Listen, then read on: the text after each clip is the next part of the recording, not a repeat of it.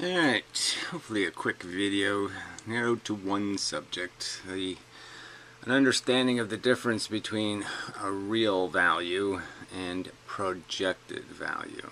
So what we claim to be valuable versus what can be argued or proven even through a rational proof to be valuable.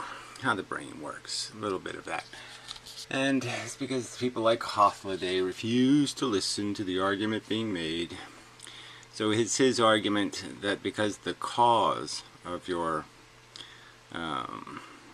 value experience may be meaningless, therefore the value experience is meaningless.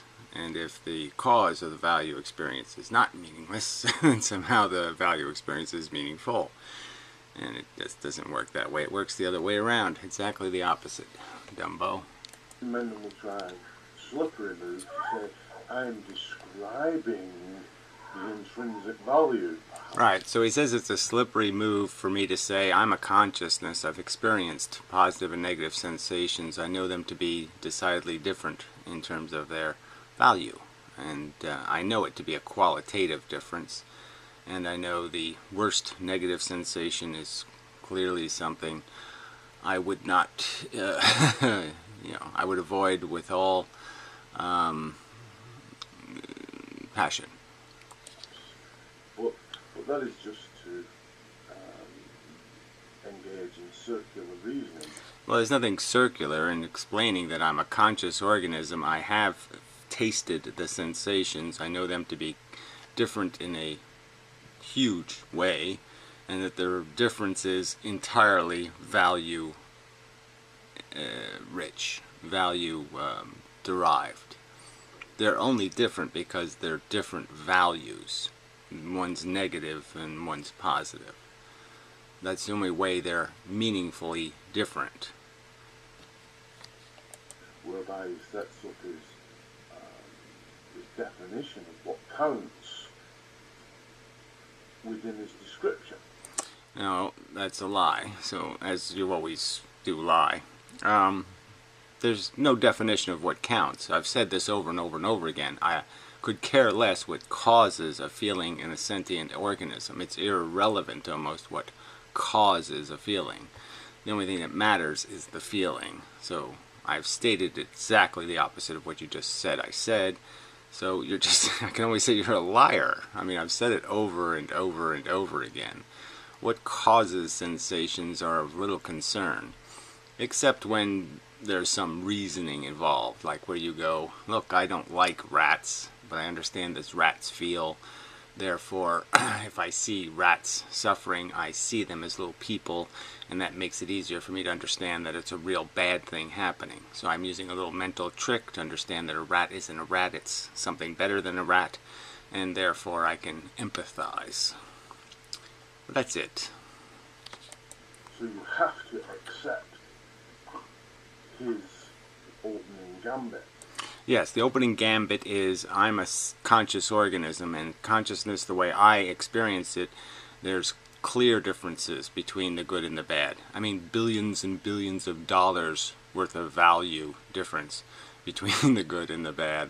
And this whole conversation about it being moot or irrelevant or meaningless or insignificant, that I experience good or bad, is, in my opinion, a ludicrous conversation. You may have it about your own feelings. If you wish to declare your own welfare irrelevant, whether I dump you in a pot of slowly boiling acid or a comfy pillow watching a nice movie, and you can't tell the difference between those experiences, well, in my opinion, that's your sensation problem. It's not something I have to deal with philosophically, beyond just saying you'll be insane. So there is no logical necessity.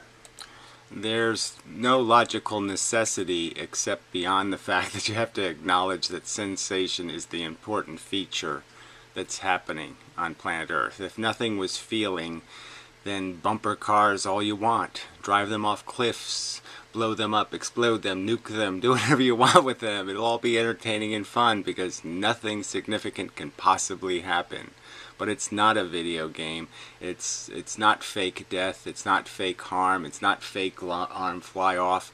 No, it's real. It has real experiences. Real sentient organisms experience the pain of the brutality and the beatings and the deprivation and the starvation and all of the rest of it. They chemo, the rest of it. They feel it. They experience it. If you don't understand that, then you're just too fucking stupid. To accepting his values. Again, no, accepting one statement about the fact that the only thing happening on planet Earth that makes it at all significant, meaningful, important, is that the things on planet Earth, a lot of them have brains, and in those brains is created the illusion of sensation, which is the creation of value. Okay, so enough of that. I'll draw a quick picture just for the fun of it. So I'm that kind of generosity kind of guy. I'll throw in little extras. I'm a nice guy. I have a good value proportions and such. Okay, so this is consciousness. It's basically just a bucket. And you can throw into the bucket feelings. And you can throw into the bucket thoughts. Now, thoughts are just symbolic things like that you don't have any real emotional attachment to. So it could be like a number 2, or like sometimes an apple. You know, if you don't really eat apples, then apples are sort of irrelevant. And feelings are, you know, headaches. So they're like pain. They could be like pain, and they can be frustration. So we'll just say emotion, emo. And so that's what gets thrown in here. Okay, so now if your brain throws in here, the whole point is that it creates a problem in the world. So say it has an eyeball over here and it's looking out into the world, and the eyeball sees the world and it sees something. So something. Yes, something. And then it can have this reaction that plops a feeling into your bucket. Or you can have a physical sensation because your big toe on your foot gets hit by a hammer. Well, let's not even bother drawing. Well, I already drew it, so I might as well finish the drawing. Okay, big toe gets hit by a hammer. Sensation goes in. Ooh, not a good sensation. So you have some bad in here. Something irritating, annoying, obnoxious. Won't leave you alone. It'll keep bothering you until you think on it. So you use your thinking thing to say, well, how can I solve the problem of the smashed toe? How do I ease the pain? I could grab it with my fingers, I could do different things, blah blah blah. And this is the learning part I was talking about. So that's how you do the learning thing. You do the learning thing because you're provoked to do it. Okay, you're obnoxiously irritated, and that irritation says fix the irritation. So in the example of seeing, I can see the hammer heading for my mommy. So, well, I'm not going to bother drawing mommies, right? So, yeah, my mommy's, well, she's much taller than that. But she got old, so she got much shorter, but she's old. And so the hammer's over my mommy's head, and that is going to appear to me to be a problem. I'm going to have an emotional reaction because my brain will logically put together what that means. It will imagine myself getting hit by a hammer. It'll know, oh, getting hit by hammers causes all kind of bad sensations, might make me retarded, might ruin my life forever, might put me in a wheelchair, blah, blah, blah. It does all that stuff really quick in the subconscious. And it recognizes threat. And it's very irritating. I'm irritated until that hammer is not hanging over my mommy's head. See? So now there's a problem in the world. So this is a problem in the world. And now my brain can make that a problem inside of me, because it's going to give me a worry. Okay, a worry is going to go in here, and a concern and a fret and anxiety and negative emotions are going to be created. And now the thought thing is going to have to fix it. And it's going to have to say, hey Gary, just go over there and put one of those Ronald Reagan bubbles over your mommy, and everything will be okay. And now she can live. She can move back to her little shiny city on a hill and everything's fine because she has a hammer guard. Or you could shoot the hammer, or you could shoot the person holding the hammer, or you could do lots of different strategies that will affect the change that you want. And if you have actual memories, because there's lots of people chasing your mother with hammers, and so in the past you found out really simple things to do, like I just threw a banana peel and the hammer person slips on the banana peel, falls down. Really simple. Okay, so I learn through experience. I mean, maybe I see somebody else's whose mother gets chased around by hammers a lot, and I see how what strategy they use, and I say, hey, that one works really well. They only spent 10 cents on that, and that's a really efficient way to stop the old hammer whacking your mother thing. And see, so this is all there is. But I mean, when this happens, when these feelings go in here, this is where value becomes real. So see, what I'm trying to tell you logically is that, yes, of course, you can use subjective connections to people, like big boobs, big giant boob. that can be like, oh, that's so cool. I love that big boob. And you could be all excited because there's these big giant boobs. But that's a projected value. The fact that big boobs make you have a good feeling, see, that doesn't necessarily have anything to do with logic. Where something getting harmed, that has a logical connection. So you can sort of see that. To see the boobs, okay, well that's just a subjective conditioned response, and instead of boobs it could be penises that do it for you. Yes, little penises. So instead of boobs it could be penises. So that's all subjective, what turns you on. But certain things, the idea that this would have value because there's a sentient organism. See, I can take mommy out of there, and then it's no longer a subjective response, and I could just put I could put Donald Trump in here. And I could say, once Donald Trump is done being a threat to the universe, then I could say, well, there's no point in harming him now. I mean, as long as he's a threat, yeah, I can't worry about him because he's a bigger threat. He's doing more hammering than getting hammered. But once the hammers are out of his hands, then I could say, okay, I don't want him hammered. I don't want a consciousness harmed. Harm is bad because I've experienced bad. I know what bad is because I've experienced it. I know what bad is because I have experienced it. I can't make the argument any clearer, man. Maybe you haven't, okay? Maybe you just haven't had any really horrible sensations. Maybe you haven't had any horrible years of your life or horrible months or horrible weeks. Well, I have, and I know that these are horrible things, and the word horrible is almost not good enough for describing how bad these things are. And I know if it's happening to somebody else, well, that's horrible. If they're drowning or they're going through some other conscious experience that I know to be very unpleasant, then you wouldn't want to do that. Not a good thing. Not a good thing. It's a bad thing. So anyway, I'll probably have to do this again because I didn't do this very perfectly, but I'm just saying this is the idea. Consciousness is irrelevant. See, he's got another one of these stupid things.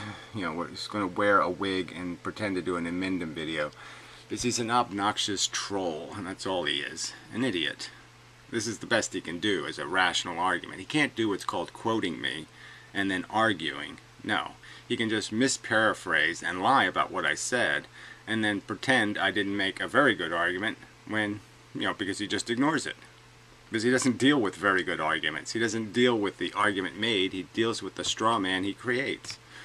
Because he's just a lying cheater. And a weasel and a weak-ass motherfucker. Who probably does fuck his mother. I mean, I wouldn't put it past him. Anyway. So yeah, there's not much else to... I would also add in here, like, obviously the good is sort of an illusion, because there's no real good you can put into consciousness. All you really do is take a bad out, and that makes a good. Like, I take the bad of poverty out. I remove poverty as a circumstance, and that takes a ton of bads and worries out. There's a tons of worries in here when you're poor. And because you have to do everything, you have to fix everything, you have to be able to buy it cheap, you have to get something on sale, you have to, but you can't afford to have I can't pay $1,200 for a washer and dryer, I can't have that stuff. So you have to go to like junkyards and shit and do all this kind of bullshit, and so you have lots of worries when you're poor, and then when you get rich, it takes all those worries away. So that's really what you're gaining in terms of the happiness. The happiness is just the absence of the worry. That's pretty much how the brain works, people. It really is. So I clearly know the difference between projected value in the sense that we, because we have a conditioned biology, we project value on food, and we project value on sex objects, and we might even project some value on narratives, storytelling. We have a favorite movie because we like certain kinds of things in our movies. But the subjectivity sort of ends in that kind of realm. Your kids, your mother, your relatives, this little bit of bullshit. And beyond that, philosophically, though, you can understand, okay, good causes, like causes that prevent diseases from spreading, or causes that make our economic work go further because there's less waste, less middlemen pulling percentages out. These are all logical arguments about goods that are based on the fact that we know, you know from personal experience, that, hey, if I can make everybody less poor, that's got to be a good thing. What can't you understand about this, retard? I clearly know the difference between identifying something that is a subjective projective value, where I said I personally like something, I personally like this kind of food, and recognizing that there are organisms on Earth that have sensations, and if they experience torture, that's a bad thing. Now, if you can't understand that torture, when it's experienced by a sentient organism, is a bad thing, then I have no help for you, as I've stated before. You're a psychotic, crazy lunatic. You are so fucking retarded, your psychology and your intellect is just completely annihilated and turned into mush. If you don't understand that torture is bad, you've misidentified the most important fact in the fucking universe, you stupid cunt. Enough said. Asshole! Which also goes for the one commenter. And to Contovog. Thank you. I brought more powerful speakers for my computer. Oh, he bought them. Let's see. He brought. What in Mendham believes. What ID Mendham believes his values are logical. I don't know. I'm saying the fact that I'm valuing torture as a bad and valuing the absence of torture as a good, in my opinion, is a pretty indestructible piece of logic. I'm basically just explaining to you exactly how it works for my consciousness. My consciousness can't get any other way. There's no way in a zillion years you're going to convince me that being tortured is actually fun, and not being tortured is actually horrible, awful, bad. That not being tortured is a bad thing. No, that's never going to happen, you crazy fuck. Ever, ever, ever, ever. Because that is so fucking stupid. I mean, it has to be, it's dumber than any religion on earth. And there are some dumb religions on earth. I'm sure there's a religion that prays to the broken piece of pretzel. Okay, it's even dumber than the stupid fuckers who are praying to a broken piece of pretzel. That's how fucking stupid you are if you're really going to make this assertion that you think it is quite possible that torture is actually fun and not being tortured is actually torture. Fucking assholes. Colossal, big, gaping, stinking fucking assholes.